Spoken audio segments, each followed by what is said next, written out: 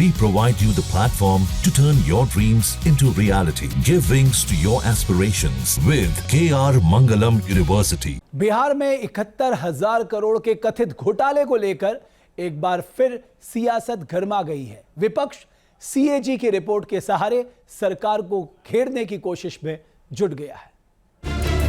पटना की सड़कों पर लगे इन पोस्टरों ने एक बार फिर बिहार की राजनीति में भूचाल ला दिया है। पोस्टर्स के जरिए आरजेडी ने सीएजी रिपोर्ट के आधार पर करीब 71,000 करोड़ रुपए के घोटाले का आरोप लगाया है। बिहार चुनाव से पहले सीएजी की रिपोर्ट ने एक बार फिर से सरकार की फसीहत कर दी है।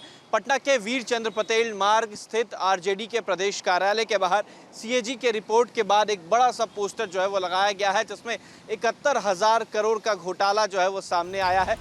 अब आरजेडी सवाल कर रही है कि सरकार ने 71,000 करोड़ रुपए का हिसाब क्यों नहीं दिया। सीएजी ने जब मामले को पकड़ा है तो बेचैन हो गए।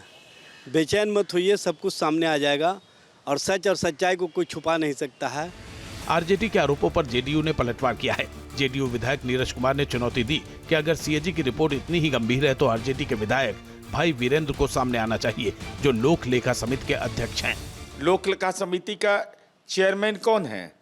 विपक्ष के माननीय विधायक भाई वीरेंद्र हैं। जिम्मेवारी उनकी है, आरोप दूसरे पर मढ़ रहे हैं। बीजेपी ने भी आरजेडी पर हमला बोला है और कहा है कि हर खर्चे का ऑडिट होता है और जहां दस्तावेज समय पर नहीं आते वहां नोटिंग होती है। इसका मतलब ये नहीं कि घोटाला हो गया।